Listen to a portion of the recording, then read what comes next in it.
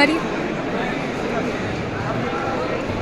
हम इस समय डॉक्टर अजय गोयल की किताब उपन्यास हल्दी घाटी का कचरा और ऊर्जा चिप पर बात कर रहे हैं।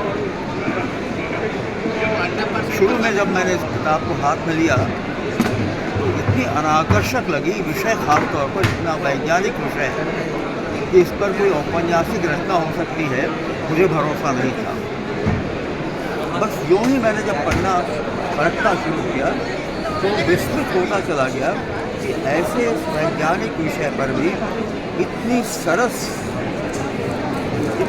तरीके से लिखा जा सकता है। हद तो यह हुई कि ऐसे वैज्ञानिक विषय पर इस रचनाकार ने बीच में फैंटेसी तक क्रिएट की है। मुझे लगता है कि हम इस विषय पर बहुत अच्छे से बातचीत कर सकते हैं, खास तौर पर तब जब आज पर्यावरण हमारा नहीं पूरी दुनिया की समस्या है, हमारी पूरी दुनिया का एक कंसर्न है। उस समय किताब सालों पहले आ चुकी है। हमारे साथ इस समय दिल्ली विश्वविद्यालय के डॉक्टर धीरेन्द्र बहादुर सिंह हैं, JNU के पास आउट तनवीर हसन है, अनिल चमड़िया जी हैं, खुर्शीद हयात जी के बहुत अच्छे नगमा निगार खुर्शीद हयात हैं, शालिनी कपूर हैं। भटकते हमारे पास आ गई शालिनी कपूर, ये नोएडा में ही रहती है। अब इस आपसे जैसे कि शुरू की जाए। हाँ, नहीं सर चुकी है। हाँ, ये लेकिन मैं एकदम जब आया और तुरंत मुझे थोड़ा सा हाँ बिल्कुल जी। जैसे मुझे हल्दी घाटी का कचरा ऊर्जा चिप, इसके विषय से ही कभी कभी ऐसा देख के लगता है कि एक तरफ हल्दी घाटी और दूसरी तरफ ऊर्जा चिप, ये दो तरह की चीज़ें आमने सामने हैं। वास्तव में मुझे लगता है कि अजय जी ने फैंटेसी की रचना की है।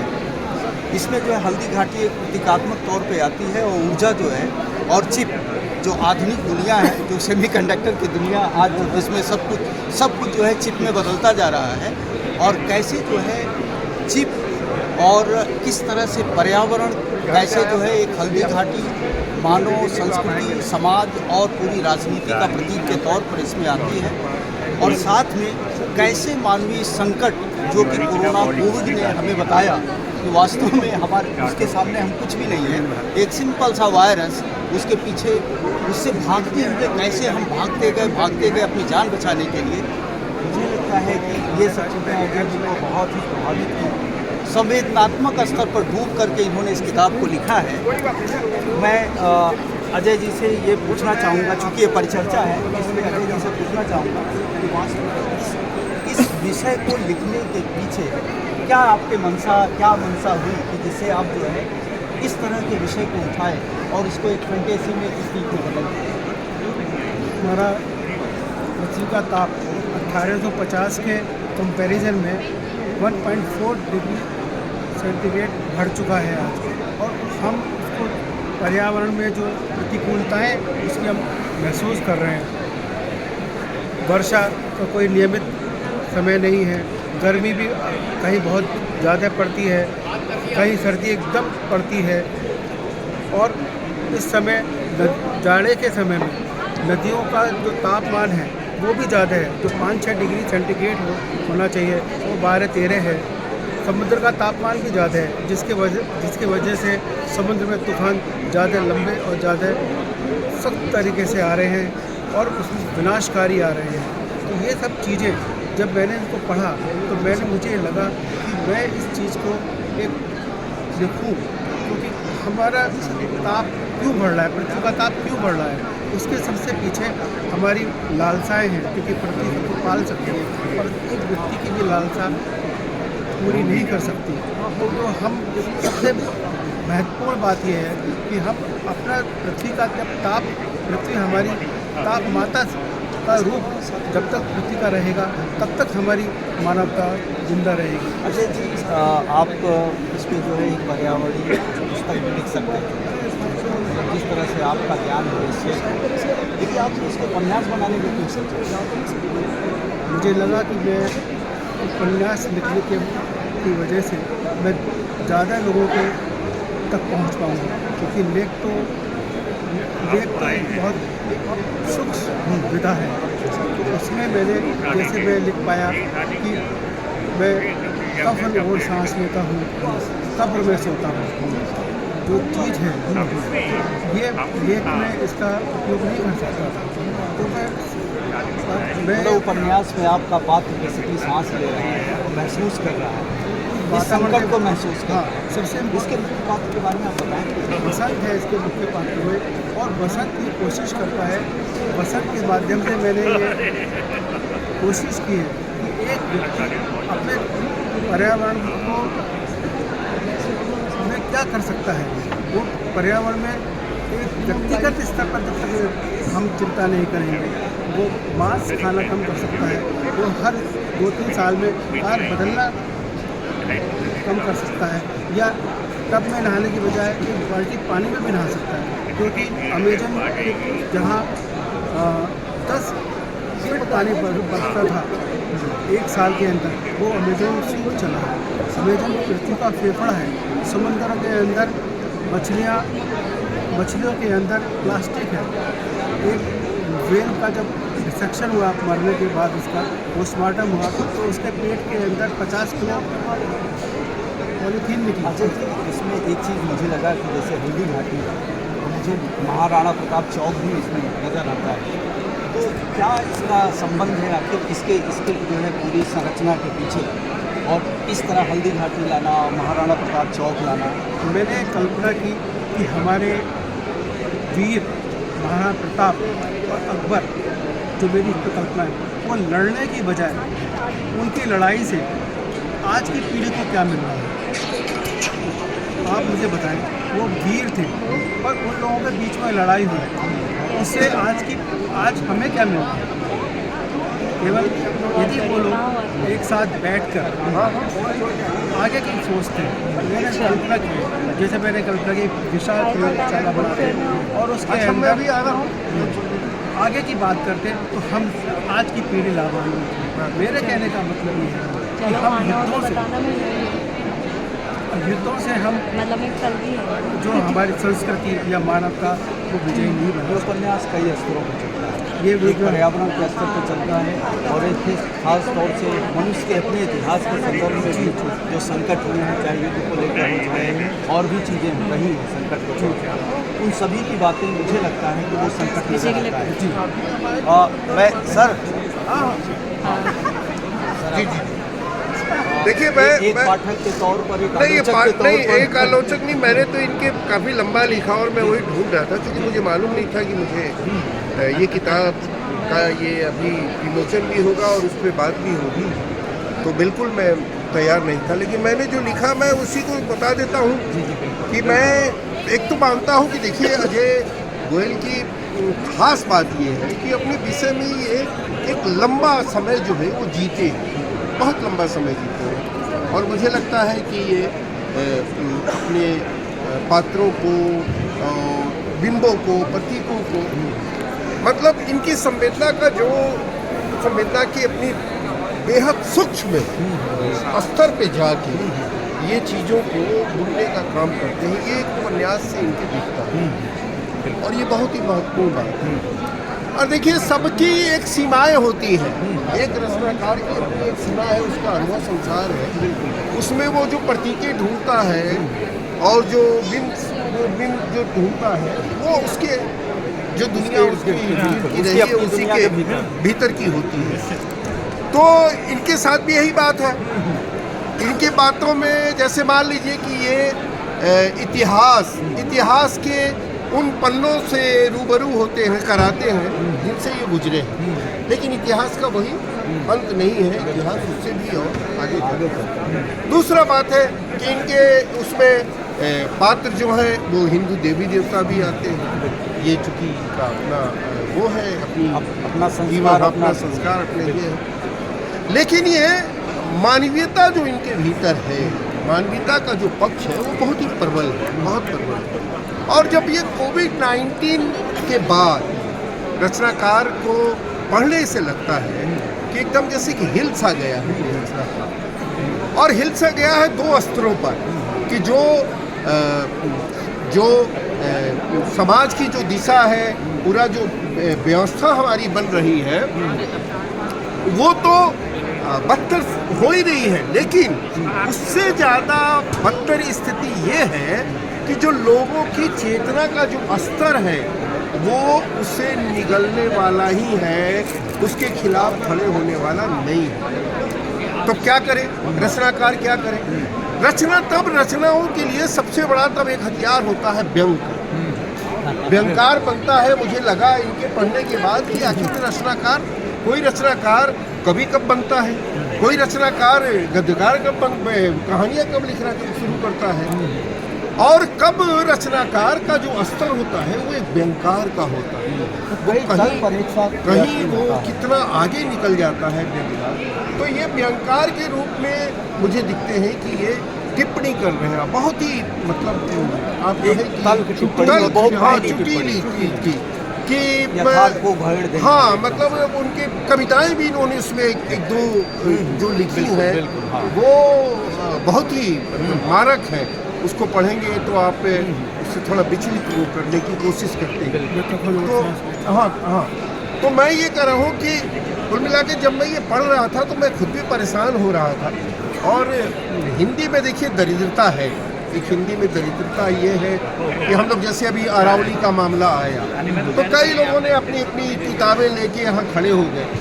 कोई मतलब नहीं है कि अरावली का इतिहास जो है वो इतिहास शायद इस समाज के बनने के इतिहास के साथ शुरू होता है। वैसी पर्वत श्रृंखला जो है वो पूरी विश्व में उसका एक अनूठी है। ये जितना ठोस है सबसे पुरानी, हाँ, और जितना कि एक तरफ यमुना है, दूसरी तरफ ये है, और बीच में ये दिल्ली है। दिल्ली क्यों बनी है, क्यों बची हुई है, इसमें अरावली का क्या कंट्रीब्यूशन है, शायद इस पर कोई बात नहीं। यहाँ की तमाम समस्याओं के बाद, पर्यावरण से जुड़ी हुई तमाम समस्याओं के बावजूद ये अरावली की पूरी पर्वत श्रृंखला जो है किस तरह से हमको प्रोटेक्ट करती रही है, किस तरह से वो एक तरह से पुनर्जीवित करती रही है, चीज़ों को पुनर्रचना करती रही है। शायद ये हमको इल्म भी नहीं है, शायद इसका ज्ञान भी नहीं है, क्योंकि हिंदी में किताबें नहीं हैं, और इस तरह के विषय पर, पर्यावरण के विषय पर बातचीत करने का तो खैर कुछ ही नहीं है। तो ये मेरे ख्याल से ये आपको एक संवेदना के स्तर पर आपको इस विषय के करीब ले जाती है और आपको प्रेरित करती है कि आप इस विषय पर ज़्यादा सचेत होकर, ज़्यादा संवेदनशील होकर इस तरह के विषयों पर आप सोचें, अन्यथा जीवन आपका और ज़्यादा संकट में जाने वाला है। ये साफ संदेश इससे जाता है। हमारे साथ शायर रणवीर जी भी हैं और मैंने इनकी कविताओं को पढ़ा है। इनकी कविताओं में जो है इस तरह के संकट इनकी कविताओं में बहुत है। मैं इनसे इस थोड़ा से एक प्रतीक के बारे में पूछना चाहता हूँ, और ख़ास तौर से और उस संदर्भ में कि एक तरफ बाबर और राणा प्रताप को आमने सामने रख कर और पर्यावरण के संदर्भ में उनको जिस तरह से सोचा है, तो ये उन स्तरों को कैसे जो है इन्होंने संभालने का कोशिश किया है, दोनों को डालने का प्रयास किया है। तो जी धन्यवाद प्रोफेसर वीरेंद्र जी। ये जो पुस्तक है, और जैसे कि भी चर्चा हो रही है, डॉक्टर अजय गोयल पेशे से डॉक्टर है, लेकिन इस किताब को देखने से, जितना मैं इसको देख पाया, मुझे लगता है कि मूलतः ये रचनाकार मूलतः ये उपन्यासकार, कथाकार, कवि, इनका मन तो वही है, मन इनका वही है, ऐसा लगता है। और ये कहीं से ये लगता नहीं है कि ये कोई डॉक्टर नाम के आगे अगर डॉक्टर लगा दिया जाए, डॉक्टर, ये एक इसे उपन्यास कहें या ये एक ऐसा उपन्यास है जो थ्रिलर है अपने आप में, जिस तरह से ये रेस करता है। अगर आप इस किताब को उठाएं तो इसे छोड़ नहीं सकते। दिक्कत ये है कि हमारे समय में हम सही चीज़ों को उठा नहीं पा रहे। जैसे कि अनिल जी ने कहा, ये जो विषय है, मुझे लगता है ये हमारे समय का और आने वाले समय का सबसे बड़ा विषय है। इसका सीधा संबंध मनुष्य जाति और पृथ्वी पे जीवन से जुड़ा है।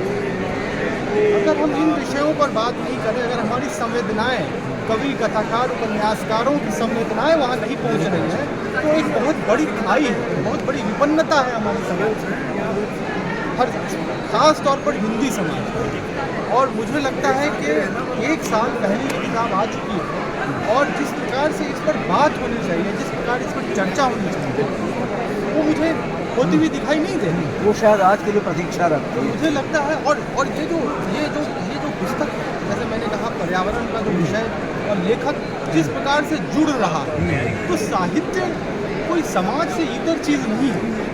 अगर एक डॉक्टर अपने दिन प्रतिदिन के जीवन में इस संघर्ष को देख रहा है और वो कोविड से शुरू करते हैं अपनी बात, और वो जो क्राइसिस जिससे शुरू करते हैं और वो उनके अंदर जिस प्रकार से उनको प्रभावित करते हैं, तो साहित्य का मन, कोई साहित्यकार एक ढांचा नहीं है।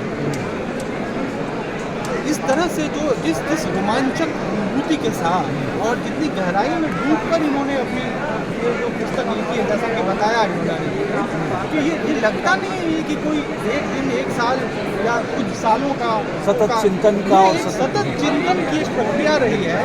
और वो अपने आस पास अपने प्रदेश, अपने पूर्वजों, अपने संस्कृति को देख रहे हैं और उसे जीवित रखने, उसे जीवंत रखने, उसे बचाने के लिए जो इनके अंदर एक शिद्दत है, उन्हें ये लग रहा है कि कुछ चीज़ें ठीक नहीं है, खतरा है। और कोविड को लेकर ये बड़ी अजीब बात है कि इतनी बड़ी, शायद 100 साल की सबसे बड़ी त्रासदी हमारे अभी आंखों से हमारे सामने गुजरी है। लेकिन मुझे याद आता है, मैं ये कहना चाहता हूँ, जैसे कि इस देश में पार्टीशन है, तो हमें ऐसा लगा कि विस्मृत है।